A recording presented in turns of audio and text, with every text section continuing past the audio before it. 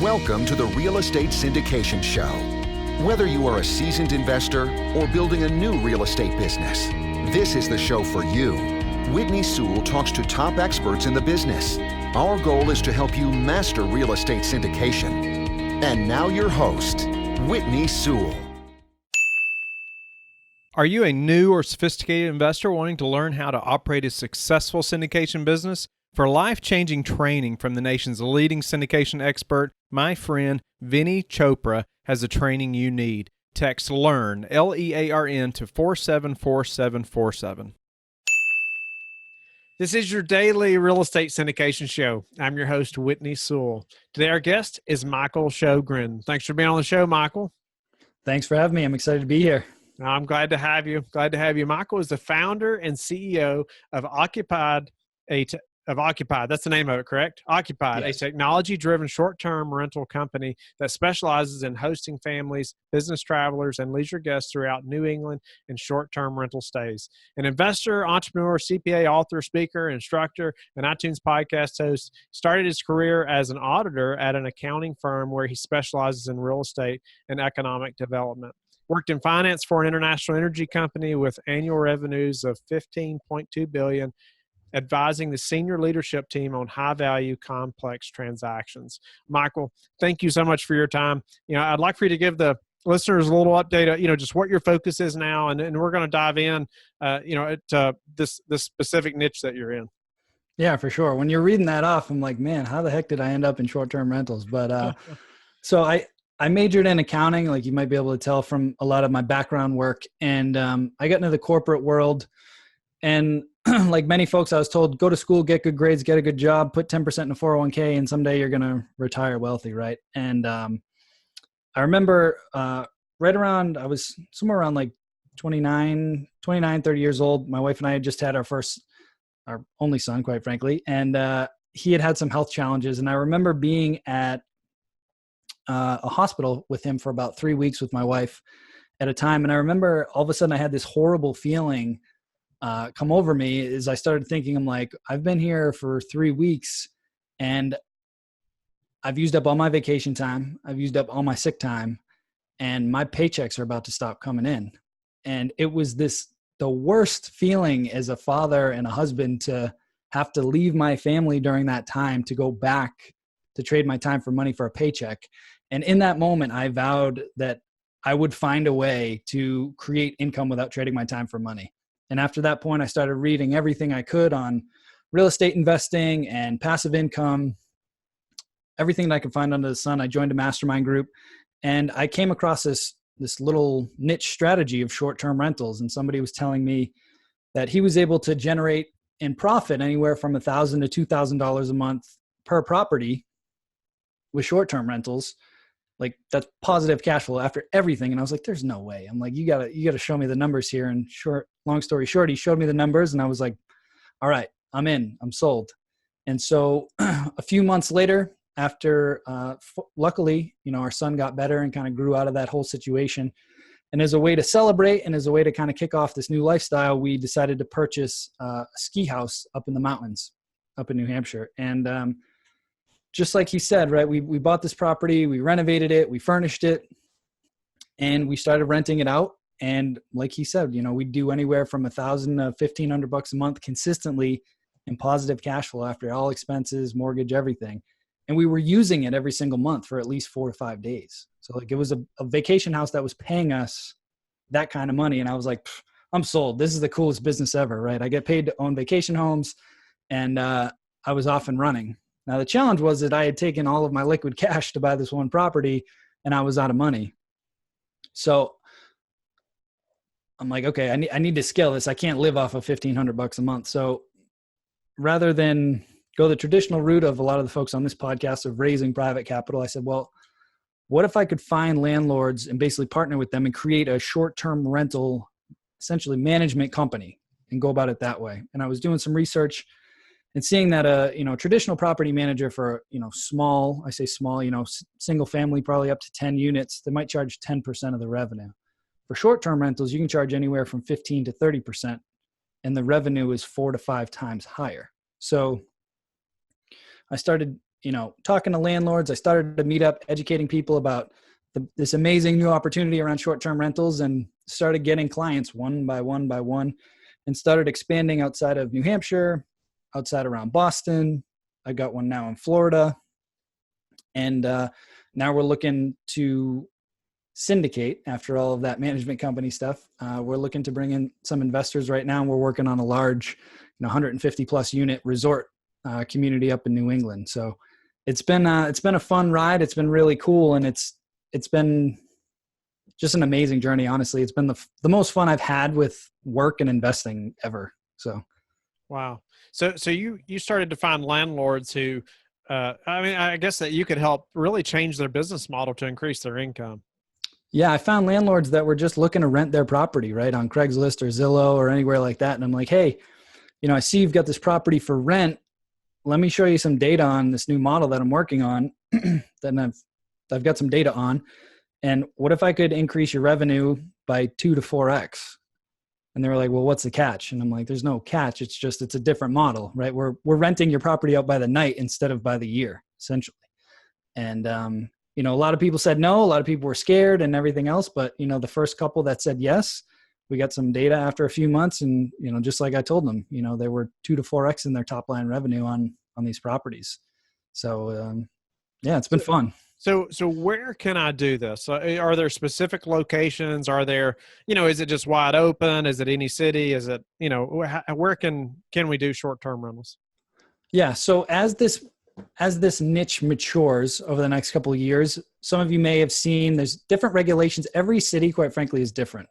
So I typically avoid any major city. So like I said, I live just outside of Boston. I don't operate within Boston. I operate about 30 to 45 minutes outside of Boston. Any large major city that has a quote unquote like lack of affordable housing, they typically don't like short-term rentals just because they're like, hey, we need inventory for people to live here. Right. So I typically stay 30 to 45 minutes outside. But as far as like, would it work in a market?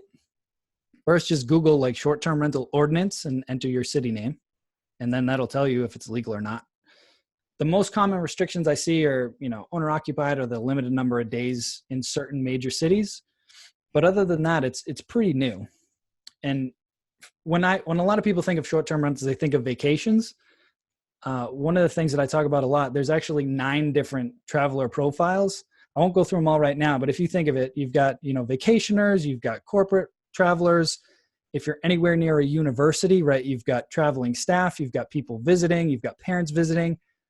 Any like vocational schools or like nursing school, it might be a 13-week program. They need to come to somewhere for a shorter period of time, a few months.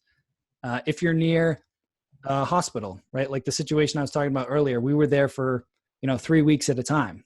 That's very common, especially at, some larger or specialized medical facilities. So those are just a few. And then just in general, there's just lifestyle events. No matter where you live, people move away and then they come back for birthdays, weddings, funerals, wakes, all sorts of life events. So I want to ask you, like, as far as, multifamily properties, complexes, is that something we could incorporate? Is that something, if I have we just closed on a 180 unit property, is that something I could consider? Like, say, okay, I'm going to take 2 units or maybe to start with and convert them to short-term rentals.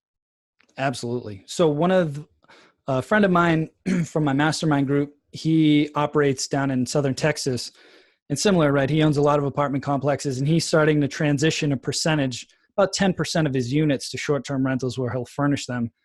And he's generating fantastic cash flow. And I just had a call yesterday with an operator up in Canada who's doing the same thing and starting to switch her portfolio, starting to allocate some of her units to short-term rentals.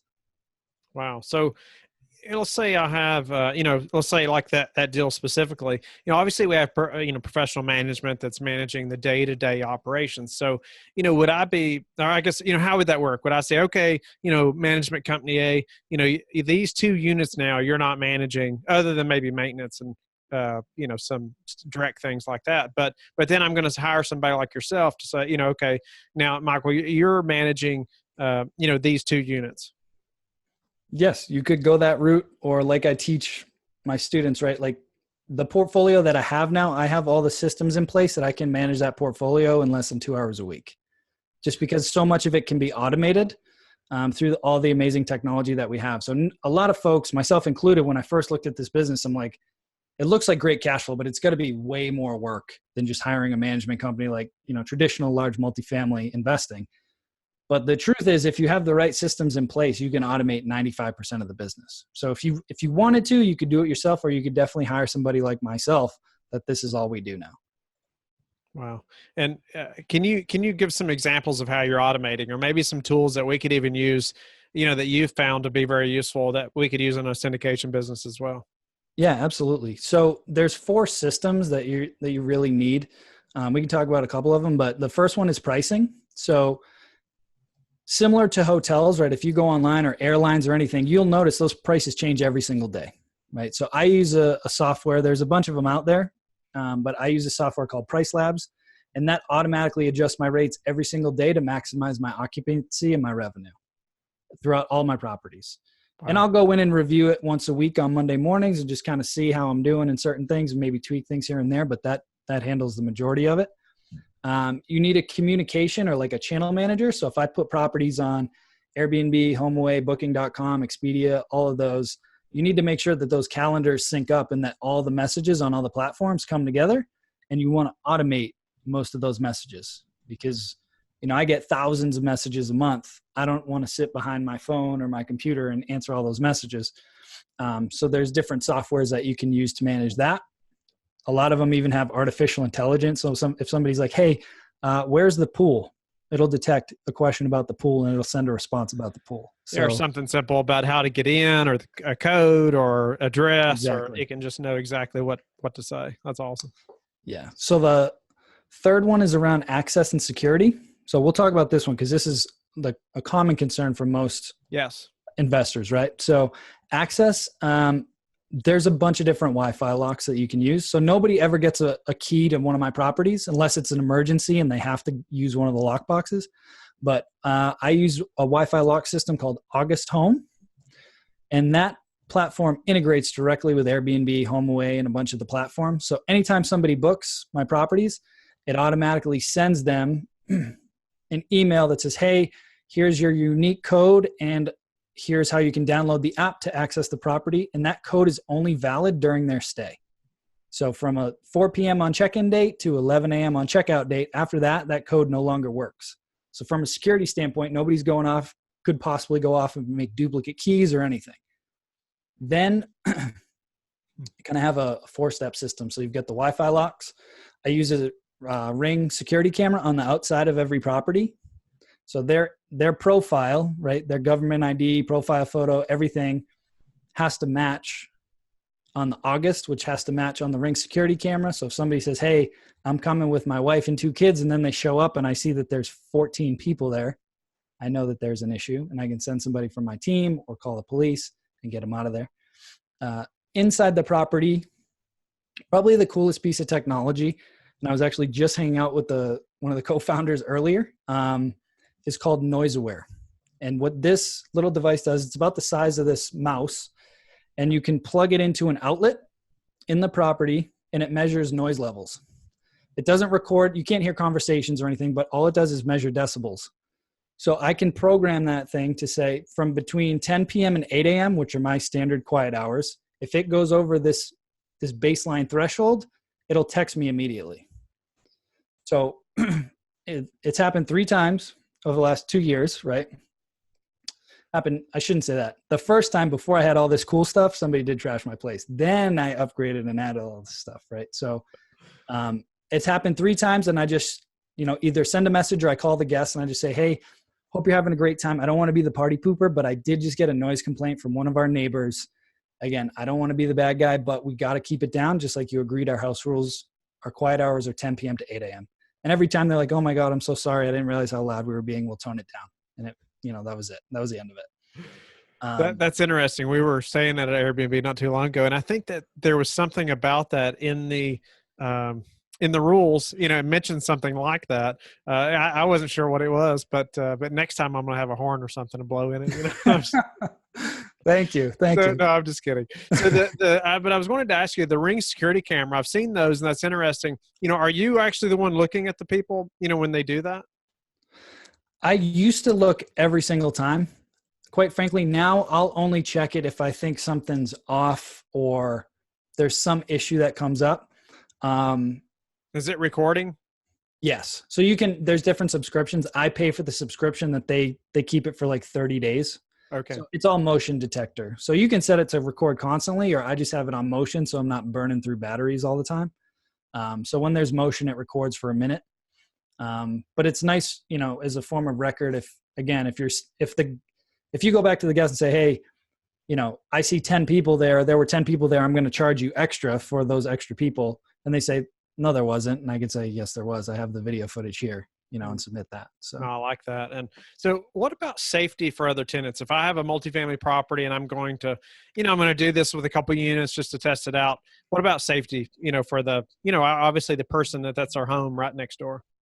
Yeah, absolutely. So I should have went back and explained this better earlier, but the only way that somebody can just book my place instantly without me approving them is if they have a completed profile, which means, their verified name, email address, phone number, government issued ID, and they've already had a positive review from another host. So they've already used the platform and somebody else like me already hosted them and said, this was a good guest. They were great. They took care of the property. That's the only way that you can book my place without me like physically approving you. Otherwise, you have to send me a message, or quite frankly, my team a message now and say, hey, I'm coming to the area for XYZ. There's going to be X number of guests. It's my wife, my 2 kids, or, my brother-in-law, or a couple buddies, whatever, and just lay that all out. But they have to have everything completed. And then I could just check the security cameras if I felt anything was off. But I typically don't rent. I shouldn't say typically. I don't rent to people under 25. And I kind of have those baseline rules in there. So nice. So I guess as they're looking through Airbnb or whatever, like it knows their age. Is that, and so it's just not going to show your place if you're not open to that, if they're under 25. Yeah, VRBO's done a better job with that. For Airbnb, I got to do a little bit more digging, and kind of looking people up.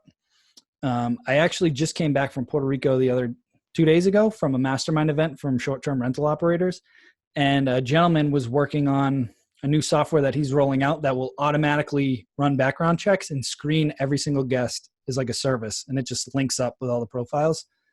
So he's going to be launching that pretty soon, which will be really cool. It's called AutoHost. What's the best platform? If we're traveling, we need Airbnb, VRBO, which one? I love Airbnb.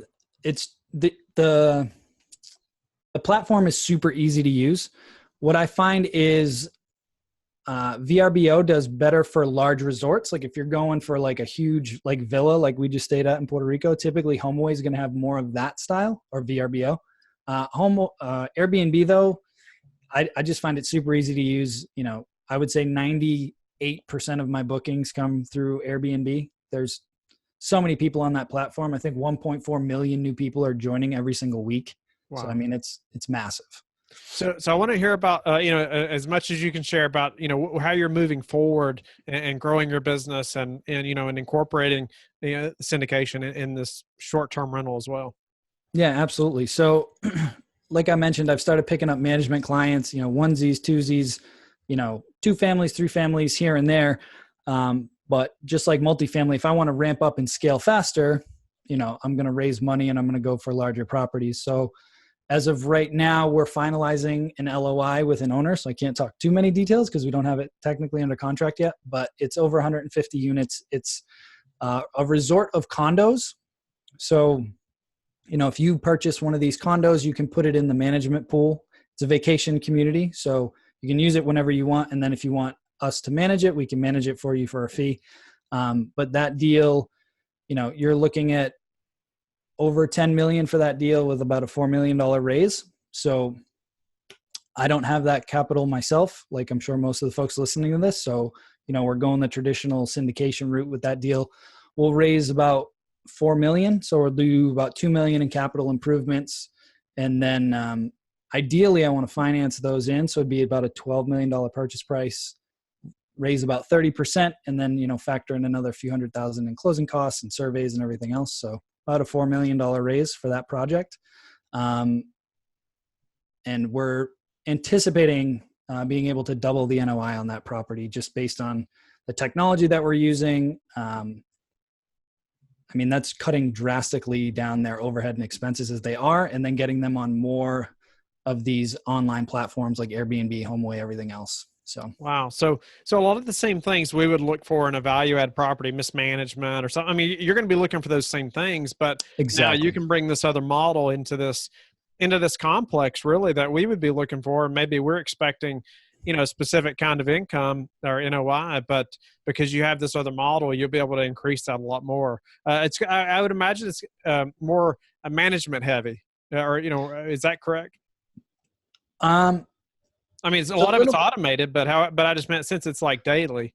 I think the difference is you have, I would have a staff of cleaners, whether I contracted them or bring them on as FTEs into the management company, and then linens, right? So I would either hire a linen service like a hotel does. So, they grab all the dirty sheets and towels and then they send it off to some company that cleans them and brings them back. Or I keep it in-house. Like right now they have an off-site laundry facility that they own. So they do all the laundry in-house, but all the other stuff, you've got your handymen running around doing what they got to do. Right now they have a leasing office, but I don't quite frankly think I need that with this model because I can allow people to self-check in. I may keep that just to have a face up front and kind of welcome folks, but you don't technically need it with this model. So we'll see how that goes. What's a con? We've mentioned a lot of pros, but what's a con from short-term rentals? Yeah. The con, quite frankly, is if they come in and all of a sudden ban short-term rentals, that's highly unlikely in this particular market, which is why I'm very comfortable doing it here because it's such a friendly town toward short-term rentals. So what I tell folks, right, a lot of my management clients, they're like, where should I get the next one? And I'm like, you could get it here, here, and here, but always remember, I said, it's easy to cash flow with short-term rentals, but before you buy it, make sure it will still cash flow as a 12-month lease. If you had to rent it out long-term, make sure it will still cash flow. And that's the advice I give all of my investors right now when they're buying these properties. If it doesn't cash flow as a long-term rental, don't buy the deal.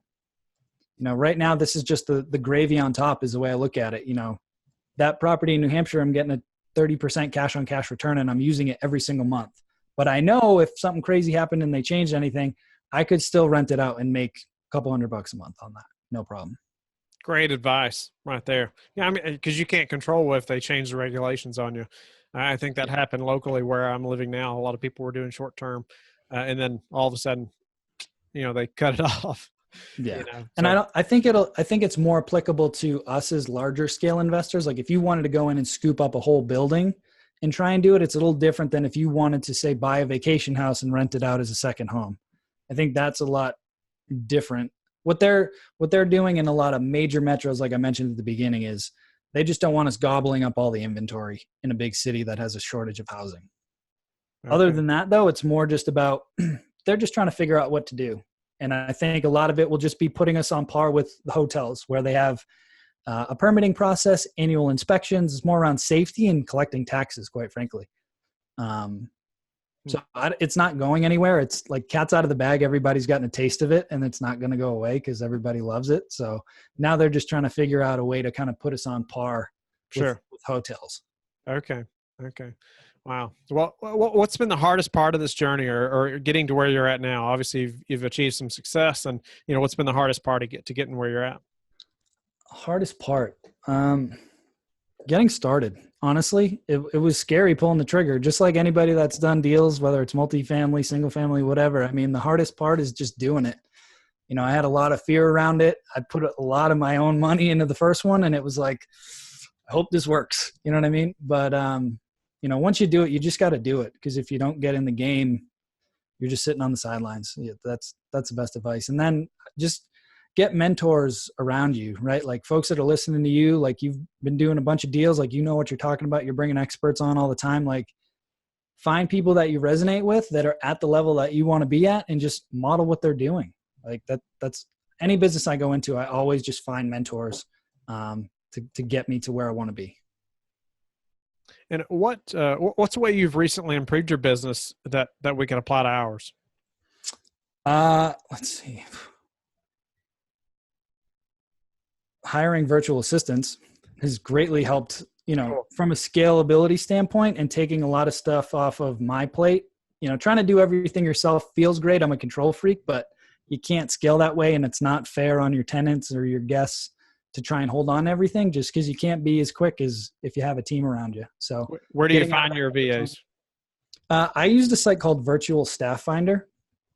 And it was pretty good. So you basically fill out a job description and spell out exactly what you're looking for. Then they go through their whole pool of virtual assistants. They'll put them through a first interview, get all their references, get their DISC profile, get their typing speed, get their English, the voice recording, because they're all based in the Philippines. And they'll get their best 3 and they send them to you with all that information. And then you just do the final, you'll do a video interview with all of them, and you can hire one of them or all of them or go from there. And they charge, I think it's like $500 for them for the service. But it saved me so much time, like going through and trying to find. Oh, so is that person then employed by you, or, I mean, you're paying them and you don't continue to go through the virtual staff finder? No, they're basically a headhunter for virtual assistants. Nice. I have not heard of them before. Appreciate you sharing that. Yeah, absolutely. So what's the number one thing that's contributed to your success?